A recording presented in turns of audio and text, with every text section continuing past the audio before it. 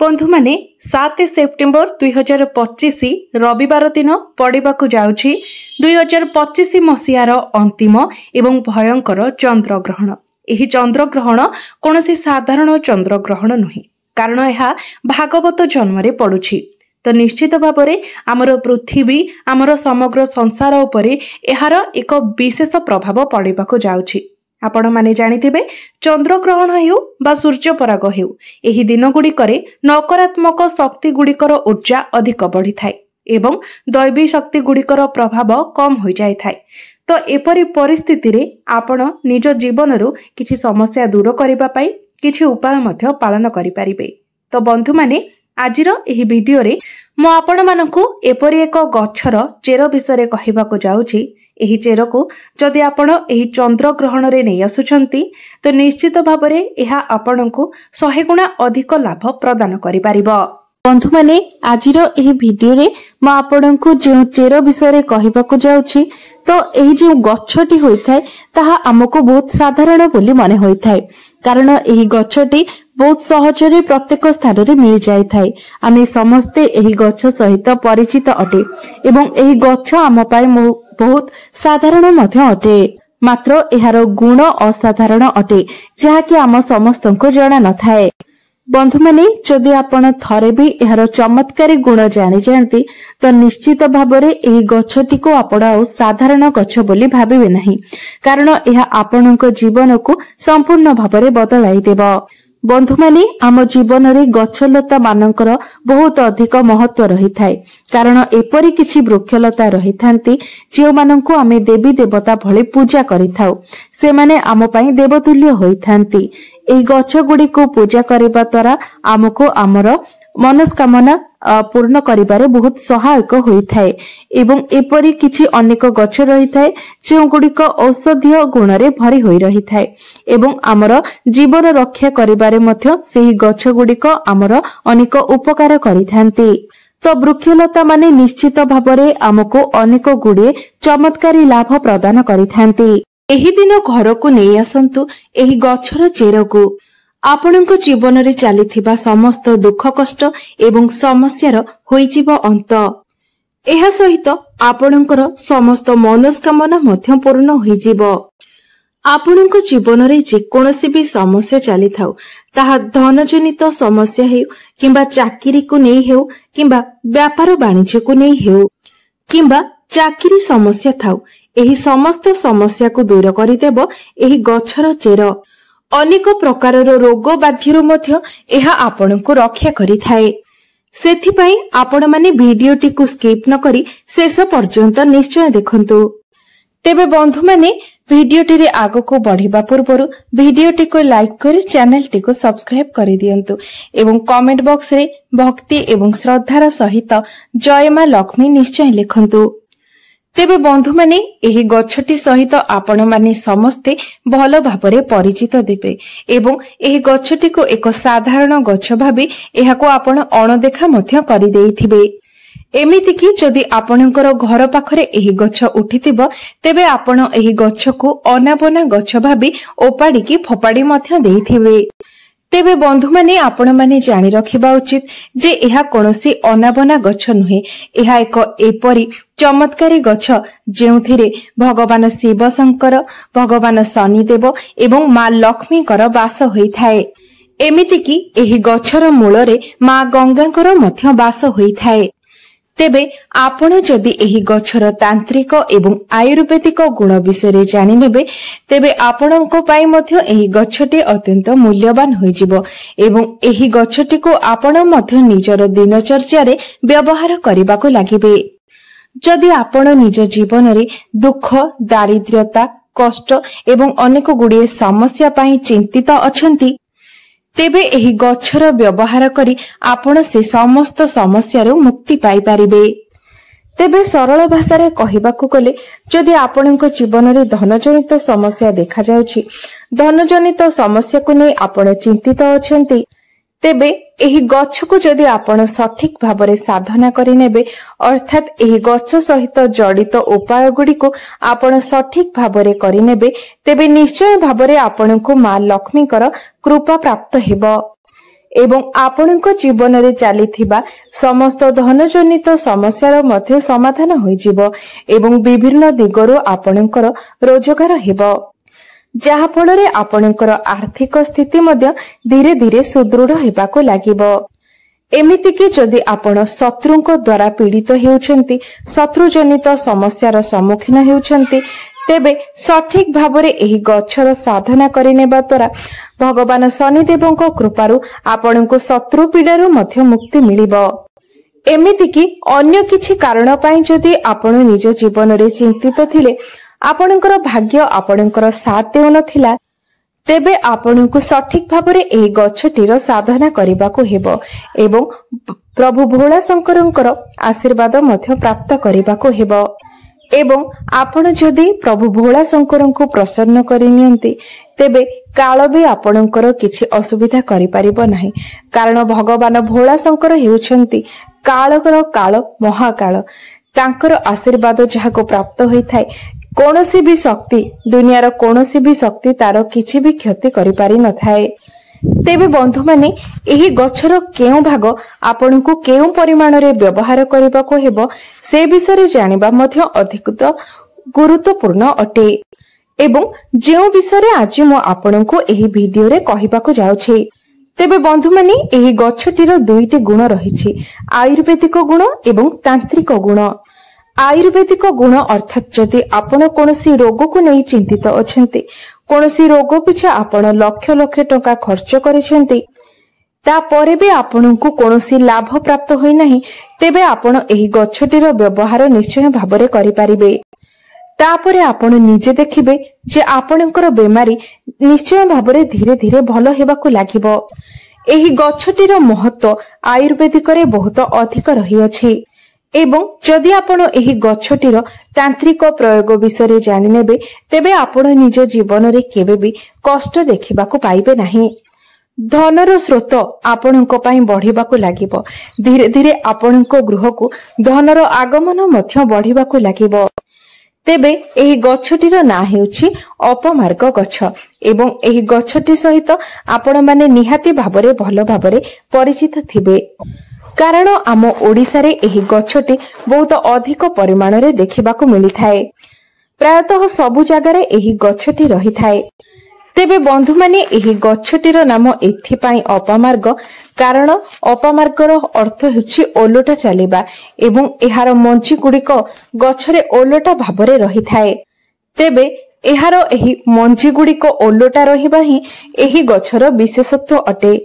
तेबे बंधु माने जदि आपण वास्तुशास्त्रर वनस्पति अध्ययनर अध्याय नंबर 51 को जिबे सेठारे आपण परिष्कार भावरे देखिबाकू पाइबे जे साधु सन्यासी मुनि ऋषि माने एही गच्छर व्यवहार किपरि करुथिले। पूर्व काल रे एही गच्छ को धर्मशास्त्र रे एक शुभ गच्छ बोली माना जाउथिला एपरि मध्य माना जाउथिला जे एही गच्छर व्यवहार करी आपण निज शरीर रे पुष्टि सारर संतुलन को मध्य रक्षा करि पारिबे। तेबे पूर्व काल रे जेतेबेले मुनि ऋषि माने मास मास धरी भगवान को तपस्या करुथिले भगवान को आराधना रे लीन रहुथिले सेतेबेले सेमाने एही गच्छर मंजीर खेचुड़ी किंबा खीरी बनाई खाउथिले जहा फल रे 10 दिन पर्यंत सेमानंकु भोक शोष लागु नथिला। सेथिपाई पूर्व काल रे मुनि ऋषि माने एही गच्छ को सर्वदा निज पाखरे रखुथिले एवं एहार मंजीर व्यवहार मध्य करुथिले। एहा एक चमत्कारी गच्छ अटे कारण एहा उपरे अमृतर किछि बुंदा मध्य पड़िथिला कारण जेतेबेले समुद्रर मंथन होइथिला एवं एही अमृतटी धरा पृष्ठ को आसीथिला सेतेबेले एही अपमार्ग गच्छटी उपरे किछि बुंदा अमृत पड़ी जाइथिला जहा फଳରେ कि एहार मूଳରେ मां गंगाଙ୍କର वास होइथाए। तो जदि आपणको पाखरे पुराणा कालिया लोक केही थिबे तेबे आपण सेमानक ठारू निश्चय एही कथा बुझी पारिबे जे प्राचीन कालर लोक माने एहार मूळर व्यवहार निश्चय भाबरे करुथिले। सेमाने एही गच्छर मूଳରେ दांत घसुथिले जदि आपणकर दांत रे दरज रहुछि पायरिया होइछि दांत हळदिया पड़ी जाइछि किंबा दांत रे बैक्टेरिया जमी जाइछन्ति तेबे एही सब समस्या पाई एही गच्छटी आपणक पाई रामबाण परि होई पारे तेबे आसंतु आमे प्रथमे एही गछर आयुर्वेदिक गुण विषय जानिनेबा तापरे आमे एही गछर तांत्रिक प्रयोग विषय जानिबा। तेबे एहार प्रथम आयुर्वेदिक गुण हेउची जदि आपण दांतरे दरज अनुभव करूछंती, दांत मूलरे बैक्टेरिया जमी जायछि, अनेक औषध खाइला परे मध्य आपणकु कोनोसी उपशम मिलु नाही, तेबे मात्र 15 दिन पर्यंत भी जदि आपण एही गछर मूल किंबा चेररे दांत घसंती तेबे देखिबे आपणकर दांत जनित समस्या तुरंत ठीक होई जिवो। एवं जदि आपण आपणकर माढ़ी कोनोसी प्रकारर समस्यार अनुभव करूछंती तेबे लगातार 1 मास पर्यंत एहार मूलरे दांत घसिबा द्वारा माढ़ी जनित समस्या मध्य दूर होई जिवो। जदि आपणकर दांत गुड़िक हलदिया पड़ी जायछि तेबे एपरि माना जाए जे अपमार्ग चेर किंबा मूलरे दांत घसिबा द्वारा दांत गुड़िक मोती परि चमकी उठी थाए। बंधु माने आजिका जुगरे अनेक लोकंकर आंठुगोटी जनित समस्या देखिबाकू मिलुछि। अनेक लोकंकर आंठु गंठी रे जंत्रणा अनुभव हेउछि एवं अनेक औषध एवं तैलर व्यवहार परे मध्य सेथिरे कोनोसी उपशम मिली पारु नाही। तेबे एपरि परिस्थिति रे एही गछर प्रयोग ही आपनकु निश्चय भाबरे उपशम प्रदान करि पारिबो। सेथिपई आपण अपमार्ग गछर किछि मूल नै आसंतु एवं एहाको खरारे भल भाबरे सुखाई दियंतु। तापरे भल भाबरे सुखी गला परे आपण सेही चेररे पाउडर बनै नियंतु एवं सोरिष तेलरे सेही पाउडर को भल भाबरे फुटाई तापरे सेही तेल को आपणकर जंत्रणा हेउथिबा स्थान रे मालिश करंतु। तेबे एही प्रयोगटी जदि लगातार 2 मास पर्यंत आपण करंती तेबे निश्चय भाबरे आपणकु जंत्रणार उपशम मिलिबो। बंधु माने आयुर्वेद रे एही गछटीर बहुत अधिक महत्व रही अछि। तेबे एही सब समस्या गुड़िक पई आपण एही गछटीर प्रयोग निश्चय भाबरे करंतु, कारण एथि पई आपणकु पैसा खर्च करिवार कोनोसी आवश्यकता नाही, मात्र किछि दिन समय देबार अछि। तेबे आपण लगातार भाबरे जदि एही गछटीर प्रयोग करिनियंती तेबे निश्चय भाबरे आपणकु आपणकर कष्टरु उपशम मिलिबो। तेबे एबे आसंतु जानिनेबा एही गछटीर तांत्रिक प्रयोग विषय।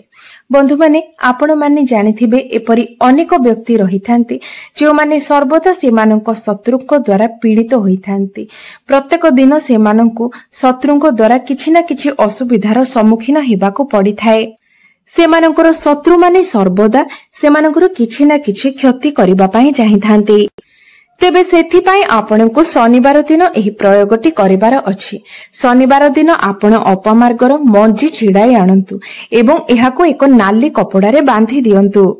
तापरे आपण एही कपड़ाटी को धरी शनि ठाकुरंकर मूर्ति किंबा फोटोर गोटिए पाखरे बसंतु। आपण केबे भी शनि देवंकर सामना सामनी बसिबे नाही, डाहाण पाखरे किंबा बाम पाखरे बसिबे। तेबे तापरे आपण शनि चालीसार पाठ करंतु। तेबे आपणकु 51 थर शनि चालीसार पाठ करिवार अछि। तापरे आपण ए जो कपड़ाटी रखिथिबे जेंथिरे अपमार्ग मंजी बांधी करी रखिथिबे सेही कपड़ा को आपण एक एपरि स्थान रे रखंतु जेउठाको केही भी जीवा आसीबा करू नथिबे। तापरे आपण निजे लक्ष्य करि परिबे जे आपणकर शत्रु जेते भी शक्तिशाली होइथाउ एही उपायटी करिबा परे से तार सबु चेष्टा रे विफल हेबो। आपणकर शत्रु माने आपणकर क्षति करिबारे आउ कदापि भी समर्थ होई परिबे नाही एवं जदि अकारण रे आपणकर केही क्षति करिबा पई चाहुथिबो तेबे ओलोटा तार ही क्षति हेबो। द्वितीय रे जदि आपण चाहुछंती आपणकर व्यापार व्यवसाय रे उन्नति हेउ आपणको लाभ प्राप्त हेउ तेबे शुक्रवार दिन आपणको एही उपायटी करिवार अछि। शुक्रवार दिन आपण एहार मंची को छिंडाई आनंतु एवं लाल कपड़ा रे बांधी ता ऊपर किछि सिंदूर रखि दियंतु। तापरे आपण एहाको निजर व्यापार वाणिज्य स्थल रे रखि दियंतु। जेउठारे आपण पैसा रखुछंती सेही ड्रॉ रे आपण सेही कपड़ाटी को रखि दियंतु। देखिबे धीरे धीरे आपणकर व्यापार वाणिज्य रे लाभ हेबाकू लागिबो एवं धनर वृद्धि हेबाकू लागिबो।